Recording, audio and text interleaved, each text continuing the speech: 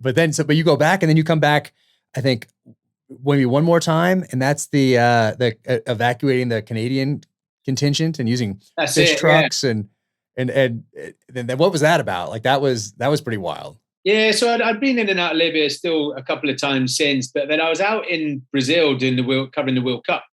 And what happened now is the Tripoli War, which is a civil war between the militias and the government. So that job with the Prime Minister was September 13. This was now July 14. And so I got a phone call from the Canadian embassy. They'd obviously heard about the Benghazi stuff and other things. And they said, look, your name keeps coming up.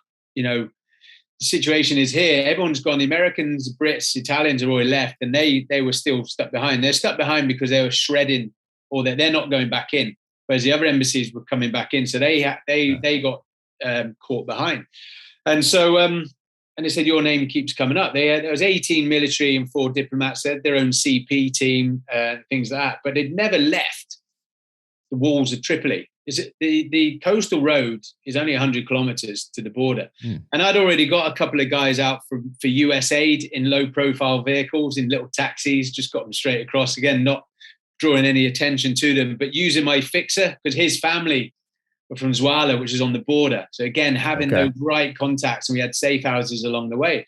So I flew back in from Brazil into Tripoli and, liaised with their CP team, but they had no insight of what was going on outside of their accommodation in Palm City. So a week before, the British embassy got shot at every checkpoint in the B6 vehicles with the red number plates.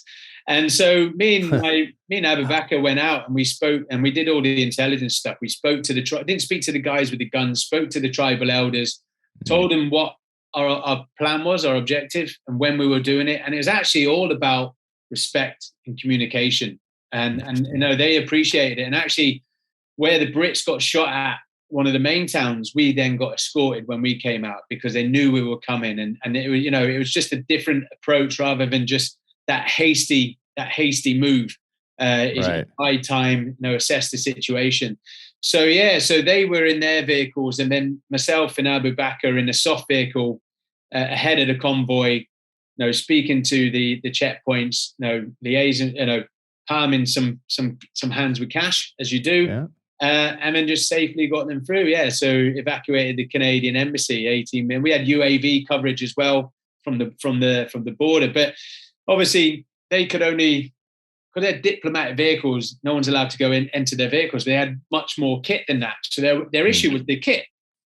So again, rather than having vehicles attached to them, because people will be wondering what those vehicles are.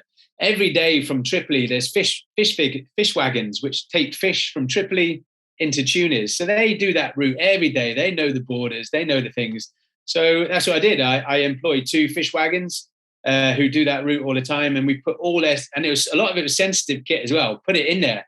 Well, a lot of this more sensitive kit was with them, but there was stuff in there which was just too bulky for their vehicles, and you could see they were a bit nervous about it, but they got straight through. They were actually in there before we were. So it's just another approach, a low profile, in fish wagons that do it daily. So that's incredible. So you're like the guy to call to evacuate from these kind of, these kind of situations. I mean, you got quite the background in the military, at the tip of the spear in the military, and then here doing these in the private sector. I mean, it's incredible, especially all around the world, but in particular, the expertise and understanding of Libya and what's going on there is astounding.